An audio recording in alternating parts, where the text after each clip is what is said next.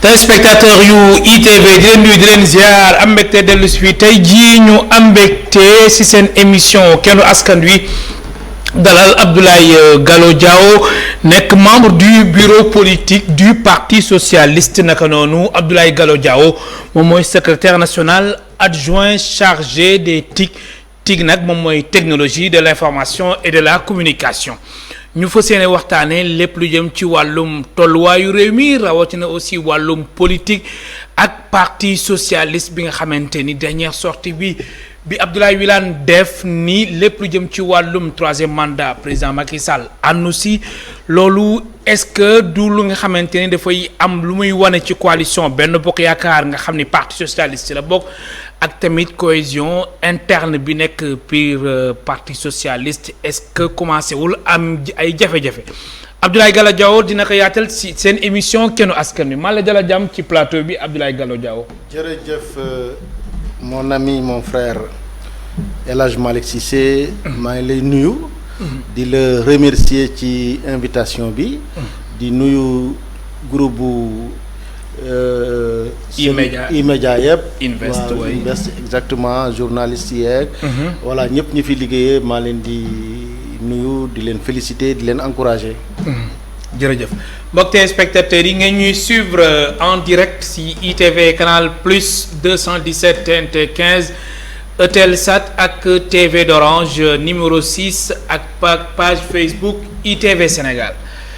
Abdoulaye Gallo Diawo laata sax ñuy tàmbali waxtaan bi ci wàllum politique foog ñu def taxaw seetlu ci li nga xamante ni moo lëmbe réew mi muy accident yu doy waar yi nga xamante ni actualité la bëree fii si Sénégal bu si mujj rek mooy dem ci axe Louga Saint-Louis alors yow sa appréciation lan la si par rapport ak recrudescence accident yi nga xamante ni yu doy waar ñu am ci réew mi. bon tiis ak naqar la en fait. tiis ak naxar la di ci profito di jaale mbokk ñi nga xamante ni ñoo ci génn àdduna. oui alors ñi ci génn àdduna aussi di leen ñaanal yàlla xare leen ajana suuf sedd seen kaw. amiin et je pense que lii dafa wone rek la partie visible. de l'iceberg. oui maanaam problème yu nekk. ci secteur des transports surtout terrestre maanaam oto yi tout récemment rek gis ngeen accident bi am. oui ñu ne déetawaay gouvernement bi jël ay mesures daar jël une vingtaine de mesures. daar mu am un sursaut national sénégalais yépp naqarlu ko ñiy jàpp ci et tout ça. ñu ne affaire bi de xëy na fii lay yem. ñu jékki-jékki beneen accident. bu garaawee noonu dalaat suñu kaw.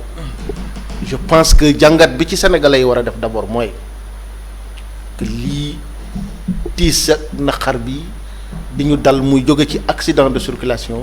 dañu war a càmbaat secteur bi. de fond en comble. wax naa ko dama koy waxaat. oto yi xam nga des fois dañuy accuser les chauffeurs ñoom dañoo indiscipliné wala dañoo def lii wala dañoo def laa. déedéet la responsabilité elle est collective. chauffeurs yi ñoo ci mujj am responsabilité bu ñu jëlee chaîne de commandement bi chauffeurs yi ñoo ci mujj am seen responsabilité c'est au bas de l'échelle. état bi responsable la. transporteurs yi responsable la ñoom seen organisation syndicale yeeg yu demee noonu ñëpp a responsable. ndax oto mënuñu ko liggéey depuis 1970. 1980 wala sax 1990 d'ailleurs usine ba koy liggéeyee sax ba ko liggéeyee sax liggéeyatu genre oto yu mel noonu. nga bàyyi ko muy daw ci réew. yaa ngi dégg en même temps di daw ci anam yu nga xamante ni nii anam yu teguwul ci yoon la. parce que oto bu fekkente ne tey boo jëlee un bus au sortir de l'usine bus bi ñu ngi ko liggéey pour mu daw avec 40 places. bu ñëwee Sénégal gars yi yokku ci 20 muy 60. demee na démb rek. wala 32 places mu def 45. wala justement wala plus. oto bi buy ñëw du am porte bagage. yaa ngi dégg alors bu ñëwee ñu defal ko porte bagage bu fekkente ne capacité poids oto bi 1 tonne la bu ñëwee Sénégal di daw ci suñuy tali yu xat yi dañ ci yokk 4 ou 5 tonnes.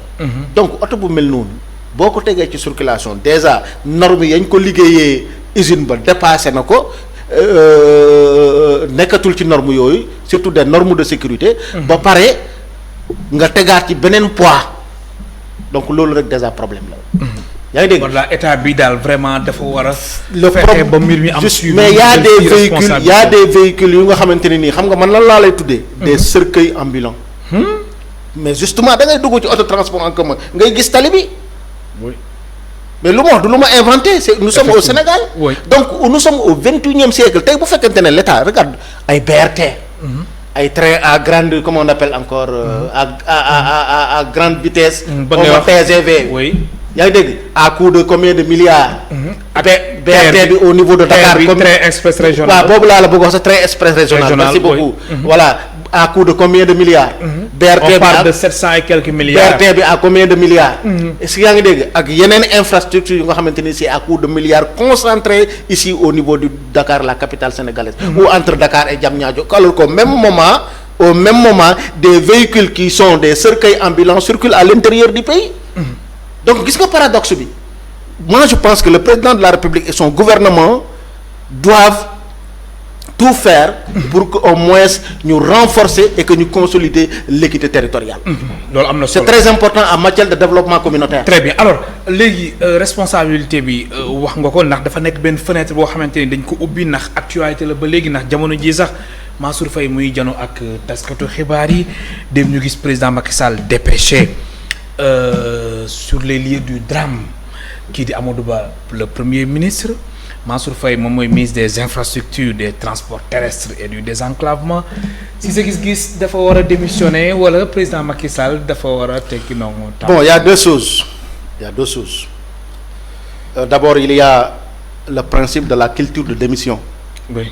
maanaam la responsabilité du ministre Mansour Faye elle est d'abord une responsabilité morale. Ensuite une responsabilité politique. yaa ngi dégg le principal responsable c'est le président Macky Sall. moom mooy tànn ay ministres am. moom moo leen di jagleel ay ministères moo leen di jox ay lettres de mission bu fekkente ne Mansour Faye à travers sa dignité fondamentale à travers éthique am ak morale lam bi nga xamante ne nii moom lay doxee ci politique jàpp na ne secteur bii ma yor de wax dëgg yàlla musiba nga koy dal nit ñi nee nañ naa tekki suma ndombo tànk parce que tey juróom-benn fukki nit dee nañu ci. c'est extrêmement grave alors est-ce que du ma tekki suma ndombo tànk xëy na sax même suñu may jox beneen ministère bii moom ma libéré ko loolu ça n'engage que Mansour Faye. maintenant le président de la République également. su fekkente ne il a tous les éléments d'appréciation que effectivement le mieux serait que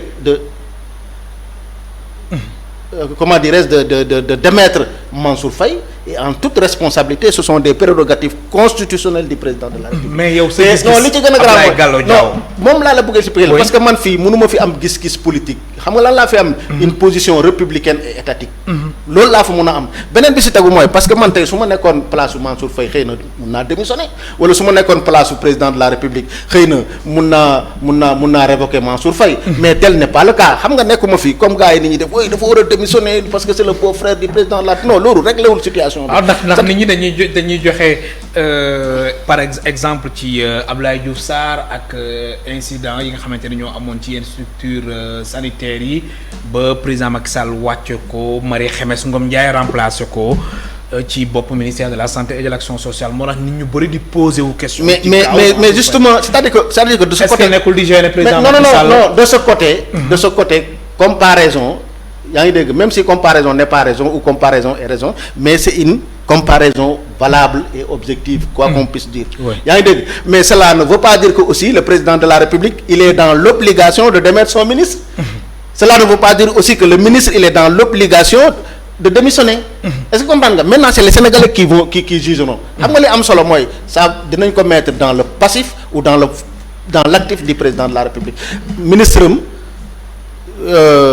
gorom la amoon na beneen ministre bu fi nekkoon lu moins de 11 nit dee nañu ci ñu démettre ko alors que voilà moom mi ngi nii beau frère am ma wu xaw ma rakku jabaram alors ministère bu mu yor am na plus de 60 morts te démettre ko nangam yooyu yëpp c'est des considérations yu nga xamante ni xam na lañu Sénégal yi def dañ koy mettre dans le passif du président Macky Sall. mais toujours est-il que Macky Sall a les prérogatives constitutionnelles. constitution bi moo ko may moom aussi c'est le président de la République c'est lui qui définit la politique de la nation yaa ngi dégg il n'est pas obligé encore une fois de démettre Mansour Faye comme Mansour n'est pas obligé obligé de démissionner maintenant nag li ëpp solo mooy mburu man c'est une question de dignité fondamentale. bu doon man de laa wax bu doon man ma démissionner. mais loolu rek ngeen di wax. non je n'oblige pas non bu doon man laa wax dama ne non attention bu doon man si position bi nga nekk. non parce que. mais jamono ji soo nekkoon ministre est-ce que di nga di. démissionner mais laa lay waxee man déggoo ma ne dama ne man su nekkoon man maay ministre Mansour Faye. politiquement moralement et éthiquement damay démissionner mais je ne n'oblige pas. yaa ngi dégg Mansour Faye a démissionné parce que c'est sa responsabilité qui est engagée c'est pas la mienne du sama responsabilité moo engagé wu. am na solo Abdoulaye Gallo Diawo membre du bureau politique du parti socialiste naka noonu moom mooy secrétaire national adjoint chargé des TIC technologies de l'information et de la communication mooy tey suñ gan ci émission Kennu Askan Wi. alors parti socialiste des fois ñu dégg leen des fois duñ leen dégg des fois ngeen xaw ma da ngeen di nelaw xaw ma mais dafa mel ne da ngeen yeewu te dafa mel ne sax yéen yeewu bi arrangé na leen ci jamono ji nga xamante ni élection présidentielle yu 2024 Abdoulaye Gallo Diawo soreetul ndax gis nañ Abdoulaye Wilane dernière sortie bu mu def ak suñu naataango yu RFM mu ni si grand jury mu ni àndul benn yoon ci président Macky Sall mu def mu bokk si élection présidentielle yu 2024 maanaam daal troisième mandat bi moom àndu si alors Abdoulaye Gallo Diawo yow ak Abdoulaye Wilane yéen a bokk parti muy parti bu mag bu am taarix parti socialiste sorti Abdoulaye Wilane ci jamono jii xam naa ni sax naa ñëw loolu ci kanam ndax xam naa ni danga ma naan loolu moom la engagé alors sorti bi rafetlu woo ko benn yoon wala da nga ko rafetlu. bu dee ni ma ko déggee ci réseaux sociaux yi ak ci presse bi rafetluwuma ko. dinaa ci ñëw. oui lu tax rafetluwuma ko. mais avant may ñëw ci lu tax rafetluwuma ko dama bëggoon d'abord nga may ma def quelques précisions. oui. première précision bi mooy suma camarade suma doyen l'honorable député Abdoulaye Wilane. porte-parole du parti socialiste. dafa def ñaari émission au même moment. à la même heure. dafa def émission jano bi à Sud FM. 11h midi en wolof. oui mu defaat. grand jury RFM en français 11h midi. la mu wax man la ma dégg mu wax RFM ci Sud FM méngoowul ak li ñu wax moom la wax RFM déglu naa ko ñu journaliste bi posé ko question mais il a joué sur le clair obscur. Ça veut dire que là il ne soutient pas ipso facto une candidature du président Macky Sall. Oui. Mais il ne rejette pas également de manière claire et précise une troisième candidature du président Macky Sall dafa ne rek la limitation des mandats concerne les mandats de 5 ans journaliste bi acculé ko est-ce que comprendre pas mu def barrage ñu jàll ci leneen. mais li ëpp solo mooy man li ma fi indi wala bu gisee tax ma addu ci mooy ak ku mu munta doon jamono yi booy addu di jëm ci wàllu troisième candidature du président Macky Sall fexeel ba bul heurter bul menacer l'unité et la cohésion interne du parti socialiste. kon lii man je me porte garant. et je suis sentinelle de cette unité et de cette cohésion interne. xam nga lu tax ma wax. maanaam dafay jaxase ànd bi daal non waxuma sax biir Benno Bokk Yaakaar mais biir PS. xam nga lu tax ma wax ko. pour ñaari mbir la. oui c'est pour deux raisons fondamentales. La première raison est que Abdoulaye Wilane c'est notre porte-parole officiel. Investi par un congrès ordinaire du parti socialiste. Est-ce que yaa ngi may dégg. maanaam da nga bëgg wax ne suy wax daal. dafa war a wax ci turu parti socialiste. je parle conformément aux principes qui fondent le mode d'organisation et de fonctionnement de notre parti. oui. alors ce qui fait que Abdoulaye Wilane bu toogee ci plateau télé suma doyen Abdoulaye Wilane l'honorable député. président du conseil départemental de Nioro. bu toogee ci plateau de télé li muy njëkk a wax mooy man suma wax sama communication mënul yem ak communication ñi nga xamante ne nii duñu porte-parole parti socialiste ndax man maay porte-parole officiel titulaire parti socialiste donc lépp li may wax na fekk d'abord. instance de direction parti bi wax ci ba pare ba décider jël une décision su boobaa man laay mën a wax mais mënuma dugg ci débat de borne fontaine mënuma dugg ci débat de terre à terre parce que du suma cër. en tant que porte-parole. loolu yàgg na ko wax même émission yi passé sax wax na ko Sud FM. oui donc kon yéen sortie bii daf leen bett. non daf ñu non attends ba léegi. wala dafa am lu mu si jublu dama ciy ñëw. wala lan dama ciy ñëw. est-ce que bëggul aussi parti socialiste yeewu tamit dama ciy ñëw en fait. comme boobu ba léegi daf mel ni da ngeen di nelaw. non laisse-moi au moins est-ce que du loolu suma fil d'argumentaire. donc bu demee tey ne moom porte-parole du parti socialiste wax loolu qui est conforme au mode d'organisation et de fonctionnement du parti noonu la mbir mi war a defee. demee loolu mooy orthodoxie bi loolu mooy logique politique bi donc bu demee ba soulever benn débat boo xamante ne nii non seulement que ki nga xamante ne nii mooy principal concerné bi mooy le président Macky Sall yeegu ci yàbbeegu ci de manière officielle. n'est-ce pas donc balaa ngay ne naam ne fa ensuite ñun suñuy instance su parti. gis nga dama ko bëgg a xamal sénégalais yi. ma fàttali ko les militants et responsables du PS. concernant une question qui concerne la candidature du parti socialiste ou le candidat que le parti va porter en 2024 ou 2030 ou 2035. Conformément à notre mode d'organisation et de fonctionnement c'est les instances de base d'abord les CA de coordination ñoom la ñuy jébbal question bi. ñu tranché ko bu ñu ko tranché ba pare maintenant les instances de direction. à l'occurrence le bureau politique mu entériné ko donc mu nekk une décision officielle que le parti socialiste de kii mooy candidat am ñu dem congrès d'investiture. alors donc loolu yëpp dara amagu ci donc pour man suma camarade bu fekkente ne loolu ñu wax moom moo ko wax il fait charrie avant les bœufs. il brûle les étapes. voilà dafa anticiper daal. dafa anticiper de manière. à ce que il viole le principe qui fonde l'organisation et le fonctionnement de notre parti mais loolu yow amul problème. te yéen lii dafay indi. justement ay jafe-jafe ay jeexi jaaxa dans la mesure où. Wilane n'est pas le seul responsable sur cette question là amoon na ay benn ministre Abdoulaye comment il s'appelle encore. suma camarade suma doyen Aliou Ndoye génn na fii. fa Wilane toogoon wax. moom foofu la toog wax il soutient la troisième candidature du président Macky Sall. alors que moom pare na sax pour battre campagne pour Macky gagner dès le premier tour. te ñoom ñoo bokk parti socialiste ma ñëw député Cheikh Seck bi nga xamante ne nii en 2011. yaa ngi dégg ci la ndaraanu Ablaye Wade jaar ci koom. il a fait 3 mois ou xawma 4 mois dans une clinique de la place. parce que da doon combattre la troisième candidature du président Wade. tey moom depuis 2019 ba léegi il monte sur tous les toits du monde pour que ne Macky moo war a nekk suñu candidat en 2024. alors donc bu fekkente ne mbir mi demee na nii mais loolu moo tasoon suñu parti en 2016. loolu moo ko tasoon 2016 tas ko 2017 tas ko 2019. kon lii mën na tasaat parti socialiste mën na tasaat parti bi te loolu moo tax man du ma may kenn nag. man Abdoulaye Gallo Diaw je le dis je déclare je persiste et je signe du kenn laay may pour une question de troisième candidature du président Macky Sall que nga heurter wala nga menacer la cohésion interne du parti socialiste. mais quand même Abdoulaye Wilane aussi du n'importe qui il est le porte-parole du parti socialiste. mais déggoo ma de xam nga définir naa la. voix autorisée la définir naa la les contours. voir le rôle du porte-parole du parti socialiste de manière officielle. oui Wilane bu amee ay positions tranchées. qui n'ont rien à voir avec ce que les instances ont décidé. oui est-ce que xam nga Abdoulaye Wilane secrétaire général d'union régionale la. les 14 hauts responsables du parti à la base Abdoulaye Wilane ci la bokk parce que 14 régions la ñu am. moom mu nekk secrétaire général d'union régionale mu nekk secrétaire général est-ce que yaa ngi may dégg coordination communale bu fekkente ne am na une position tranchée.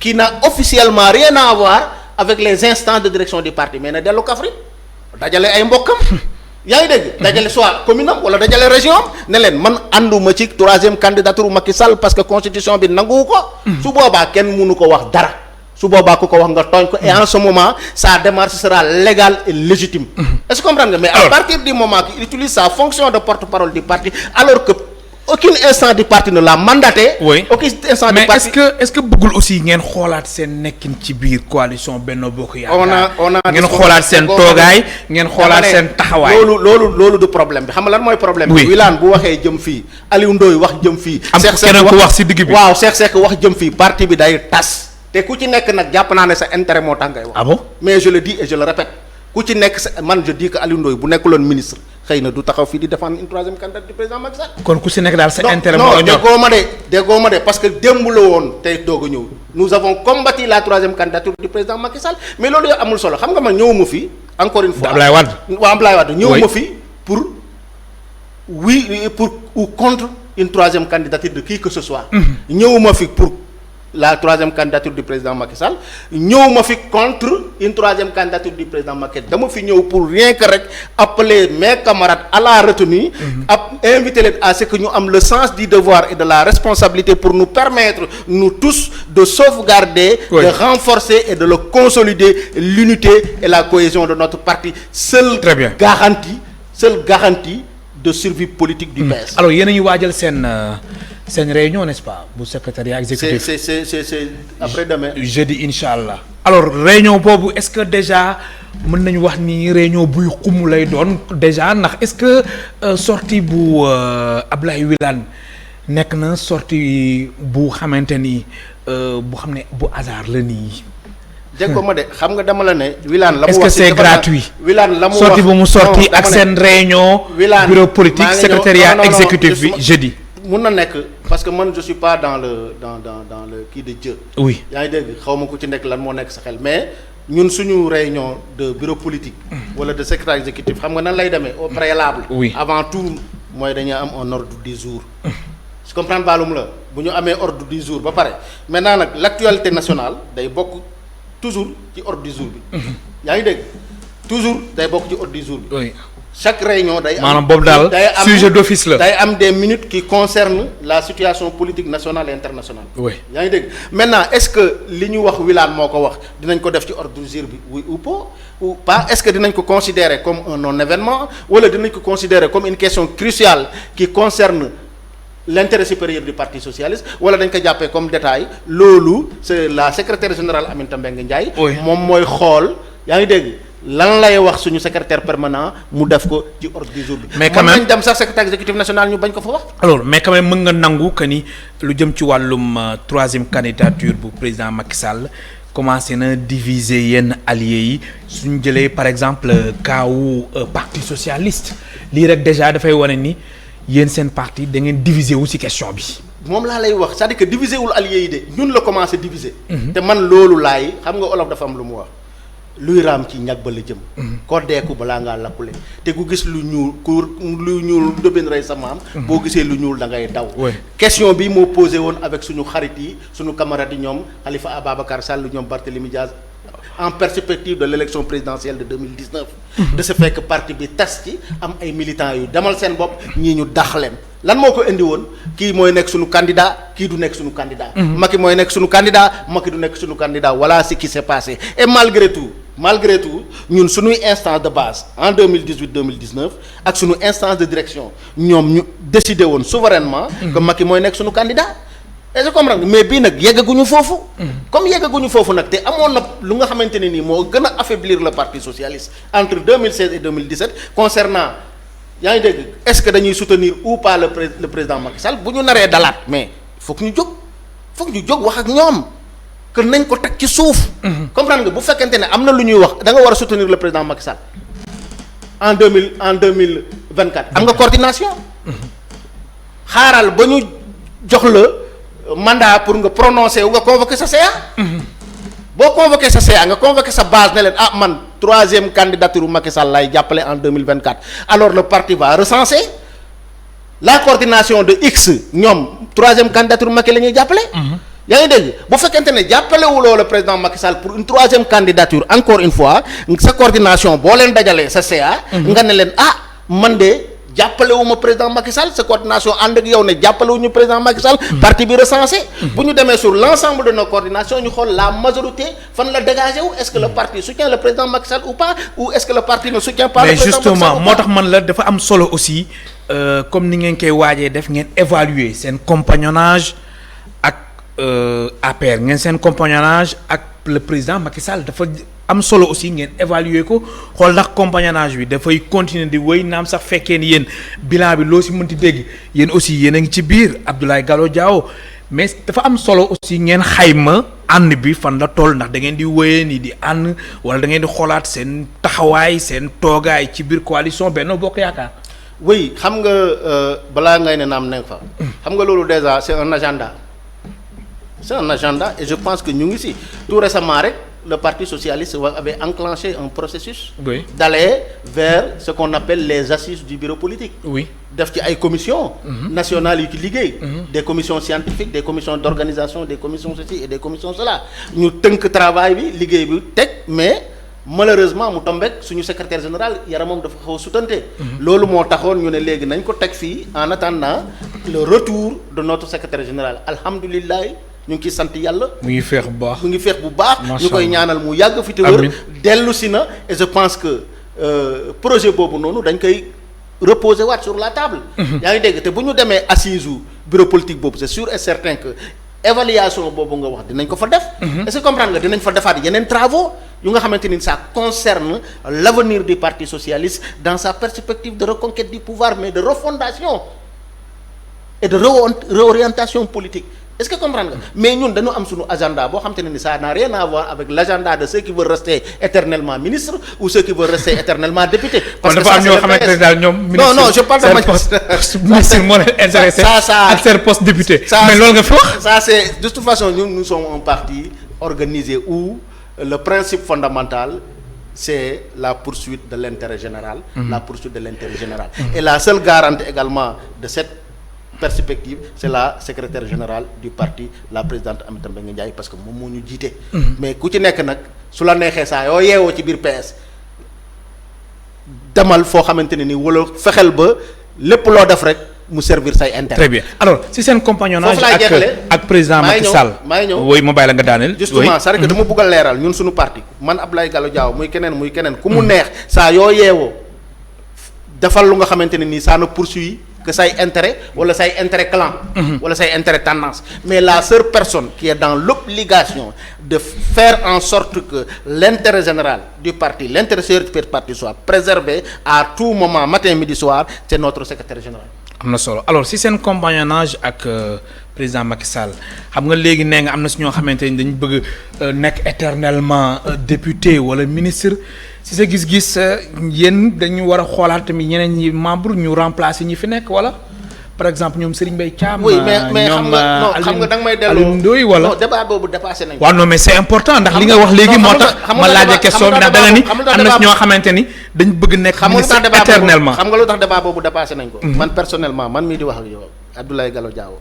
man dama gëm ni la raison d'être du Parti socialiste ce n'est pas d'être dans une coalition où le parti dañ koy sédd nguur dañ koy sédd ay poste de ministre wala sédd ko ay poste de député man li ma gëm mooy Parti socialiste dafa war a xeex jotaat nguur gi loolu ngeen gëm exercer ko loolu mooy mais ni ngeen koy jotaatee loolu moo nekk suñu raison d'être maintenant ak seen tekkaaral bi ni ngeen koy jotaatee ci bataille boobu ci combat boobu forcément mu am des étapes yu nga xamante ne nii rek la mën a demee yaa ngi dégg parce que être plus proche du pouvoir est mieux dans notre perspective de reconquête du pouvoir que d'être loin du pouvoir. mooy par exemple nekk opposition wala 4e parti d'opposition wala 5e parti d'opposition. alors que nekk dans la structure du pouvoir nous permettra effectivement de wan Sénégalais que ba léegi de xarañ ba ñu amoon. volonté ba ñu amoon mais quand même Abdoulaye Gallo Diaw il faut aussi nga reconnaître que ni parti socialiste doole bu mu amoon amatu ko. mais loolu kay gisoon nañ ko ci élection yi passé Macky Sall ko def maanaam chute bi ba ñu dee. mais Macky Sall rey leen ba ngeen dee teewul aussi ngeen toog di nekk ak moom non xam nga moom non attention. mais loolu paradoxe la c'est pas un paradoxe. mais bien sûr yow da nga reconnaître que ni Macky Sall moo leen rey ba ngeen dee ngeen dellu ginnaaw teewul ngeen di toog ñu leen di gën a rey ngeen di gën a dee. xam nga man li may wax toujours dama koy assumer. oui dama koy ñeme. man lépp lu ma wax rek dafa am fu ma ko teg. da nga ma waroon laaj lu tax ma wax ko. da nga waroon laaj Abdoulaye Gallo lu tax nga wax loolu. non c'est-à-dire non xam man nu façon bu ma lay laajee man xam naa ko. man yow xam nga da nga reconnaître que ni yéen dañ leen di rey ba ngeen dee. mais ni ngeen di continuer ñu leen di rey ba ngeen di dee. non suñu yemee foofu man loolu laa mënul comprendre. non suñu yemee foofu rek gars yi dañuy jàpp ne comme je suis comme Abdoulaye Wilane. yaa ngi dégg. non mais soo tontoo yow mën nga avancer sur loolu. non du ma tontu je m'explique. oui je donne les raisons objectives et légitimes qui me poussent à le dire. raison yooyu mooy en 2009. le Parti socialiste contrôlait plus de centaines de collectivités locales. L'APR était juste un parti qui venait de naître. yaa ngi dégg bu ñu amee mairie Fatick rek la ñu amoon daanaka. fii Dakar ñun ñoo leen doon yóbbaale ville de Dakar di di jàppale seen yenn agents yi ak seen yenn kii. est-ce que yaa ngi may dégg. Oui. En 2012 ba ñu ñëwee également ñun on contrôlait plus d'une centaine est-ce que yaa ngi may dégg. Oui. de collectivités locales xam nga loolu représentativité légitime territoriale la. ñu dem nag 2012 ba léegi chaque élection bu ñëwee bu ñu àndee ak Macky bu ñu ci génnee dañuy gën a néew doole en 2012 ba ñu demee élection législative dañu amoon 20 députés. Aujourd'hui nous on se retrouve avec moins de 7 députés xaw ma 5 ou 6 députés la ñu am. est-ce que comprendre maanaam da ngeen di gën a dellu ginnaaw. waaw maanaam seen doole day gën a wàññeeku ak Macky Sall suñu doole day gën a wàññeeku mais teewul comme nous on est en politique. est-ce que comprendre baalum la man dama namm ne parti socialiste ban sama wàllu bopp la seule leçon que nous devons administrer c'est de l'administrer à l'APR pour won leen rek danañ ànd ak yéen yéene leen lu baax yéene leen lu ne ci àdduna du 2024. ba non déggoo ma de yéene leen lu ne àdduna yéen nag chaque jour ngeen fexe di ñu néewal doole mais dinañ leen jàngal politique dinañ leen won ne politique ñoo leen ko jiitu ñoo leen ko dàq ñoo leen ko gën a gore ba pare nag foqati nguur gi ndànk sans tambour ni trompette. muy ban année. mun na nekk sax 2024 est-ce que du nekk 2024. 2024 parti socialiste. bii mën na am candidat. non mais non mais Abdoulaye Gallo Diaw wax ma leneen. xam nga mais parti socialiste dooleem wàññeeku. ak yéen seen tekkaaral bi. ngeen bëgg vite fait 2024 ngeen jëlaat nguur gi. non xam nga man loolu mënagul dugg sa bopp. loolu mënagul dugg sa bopp wax ma leneen. El Hadj ñun suñu doole moo wàññeeku. mais Macky en 2012 amuloon doole. En 2012 l'APR n'existait même pas ne contrôlait rien du tout aucune parcelle de pouvoir te pourtant sénégalais yi fal nañu ko te ñun nag suñu doole moo wàññeeku mais dese nañ doole ba léegi. mais su ma la déggee bu baax da ngeen di ànd ak Macky Sall ba 2024 kon yéen 2024 mu ngeen am candidat. mais justement xam nga lu tax. ku la ne mais non dafa ndànk rek. ku fi taxaw ne la parti socialiste day soutenir candidature président Macky Sall dalay nax mais ku la ne tamit parti socialiste di soutenir candidature Macky Sall dalay nax le dernier mot appartient aux militants à la base. comprendre nga. militants à la base yi ñooy décider souverainement. maintenant. mais est-ce que seen score du tane. non maa ngi ñëw da ngeen ànd maintenant président Macky Sall ndax soo leen demee yéen rek. est-ce que doo leen am score bu doy waar. bu néewee bu néew a néew. maa ngi ñëw xam nga ñun on a 3 possibilités. oui voilà 3 options. Première option bi mooy que le parti socialiste présente un candidat socialiste avec une coalition. En dehors de Benno Bokk Yaakaar. loolu mën na nekk. oui mooy option bu njëkk bi ku la ne sax au moment yi nekkuñ ci di ci liggéey. yéen a ngi si liggéey. non ku la ko wax dama lay laaj est-ce que yéen ngeen jàpp ngeen ne sax au moment bi parti social warul nekk di ci liggéey. parti socialiste dafa nag rek beneen bés tegu mooy. beneen option bi yéen a ngi dallu de. beneen option bi mooy ñu théoriser une pluralité rationalisée de candidature au sein de Benno Bokk Yaakaar maanaam ñu ne Benno Bokk Yaakaar de wax dëgg fa yàlla. war nañu mun a élection yi di ñëw am ñetti candidat wala ñaari candidat ci biir Benno Bokk Yaakaar c'est parce que pourquoi c'est tellement plausible si yaa ngi dégg c'est tellement productif parce que xam nga lu tax tey benn candidat mu ñul gagner au premier tour en 2024 bul sonnal sa bopp techniquement et scientifiquement et politiquement mun naa ci dellu si xoolal suñu coalition ñun Benno Bokk Yaakaar au local on a perdu à peu près 30 à 40% de notre électorat aux élections locales législatives de 2022. On a perdu presque 50%. mais candidat yi su gënee bëri Benno Bokk Yaakaar. mais quand même. mais loolu dafay gën a rey Benno Bokk Yaakaar quand même. déedéet xam nga lu tax day xam nga lu tax day du gën a rey non c'est tout à fait le contraire. tey contraire bi la. non xam nga tey bu ñu amee pluralité de candidature tey Macky bu nekkee candidat xëy na ñi àndul ak Macky qui sont contre sa 3e candidature bokk biir Benno gëm Benno. mën nañu voter keneen ku nekk Benno. mu nekk biir Benno bu ñu demee au second tour mais. ñu àndaat doon benn bu dee Macky moo jiitu ñu àndaat ak moom parce que peuple bi moo ko jiital bu dee ñun ñoo jiitu Macky àndaat ak ñun bu dee peut-être Idrissa Seck mooy candidat moo jiitu ainsi de suite mooy 2e option bi alors 3e option bi nga xamante ne nag boobu yaakaaruma ko man boo gënaluma mooy une candidature unique de Benno Bokk Yaakaar dans le contexte politique actuel et les enjeux avec tout ce qui se passe loolu tamit option la. 3e non c'est-à-dire que ñu ne benn candidat la ñuy am Benno Bokk Yaakaar. muy Macky Sall wala muy Amadou Ba wala muy Abdoulaye Wilane tu comprends nga wala muy Aminata Mbengue Ndiaye mais man personnellement suma expérience politique ak suma culture politique ak suma lecture politique.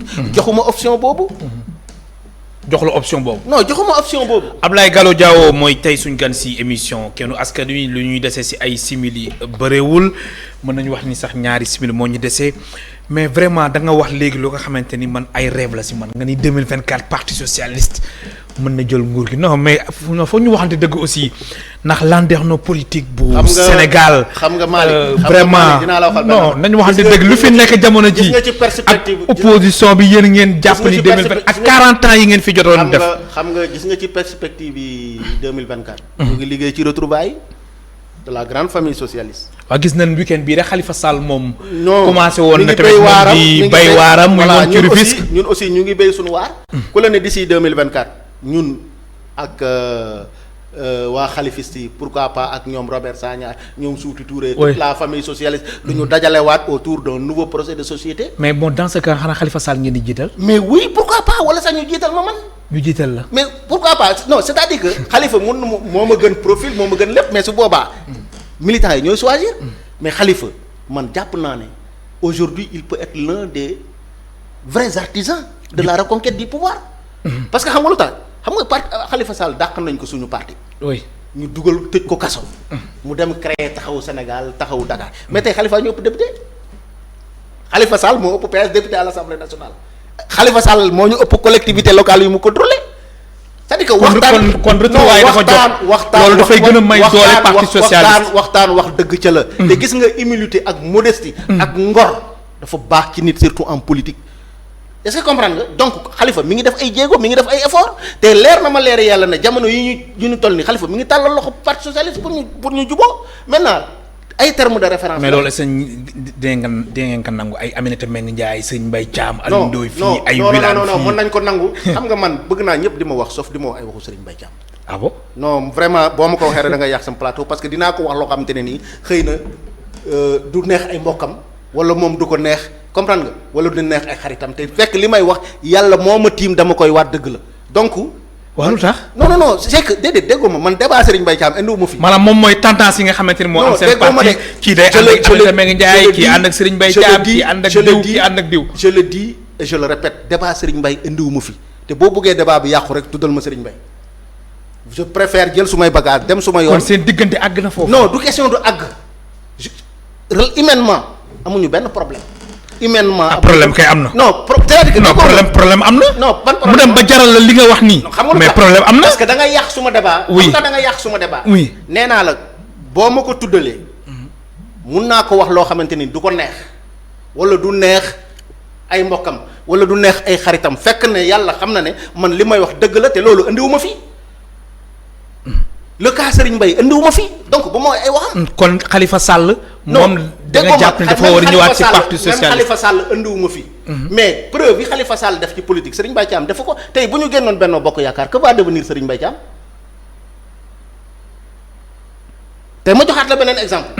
tey Nioro bu mu ne parce que yaa ngi may pousse pour ma wax Nioro bu mu ne tey bu duloon la loi qui interdit le cumul de fonctions entre maire et président de conseil départemental.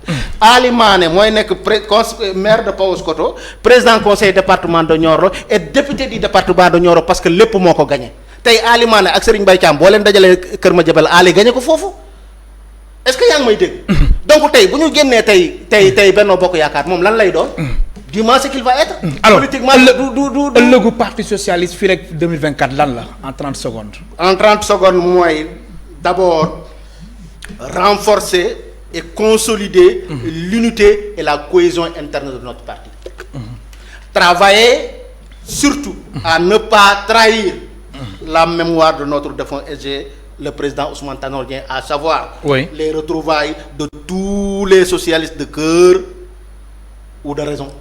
Voire de cœur et de raison mais également travailler pour que lépp lu nga xamante ne nii moo ñu dajale ci parti socialiste mooy suñu raison d'être socialiste mooy suñu ambition mooy l'ambition du parti socialiste la reconquête du pouvoir à l'horizon 2024. nguur gi parti socialiste daf ko war a jëlaat en 2024.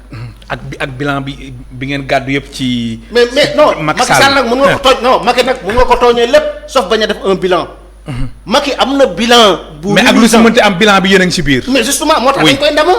maa lay gërëm baax di la sant Abdoulaye Gallo Diawo. man maa lay gërëm di la sant di gën a kontaan encore ci invitation bi. malgré bi temps bi du ñu may toujours di gën a xuus. ci xam naa beneen yoon rek incha allah. on est ensemble. mu nekkoon Abdoulaye Gallo Diawo membre du bureau politique du parti socialiste et secrétaire national adjoint chargé des technologies de l'information et de la communication mu nekkoon tey suñu gan si émission kennu askan wi Mansour Mboup ak Fassal Diagne ñoo nekkoon ci réalisation bi ci son bi Ngalla Gueye ci caméra yi Mamadou Gueye ak Cheikh Ahmed Tidiane Diouf jaa ngeen jëf.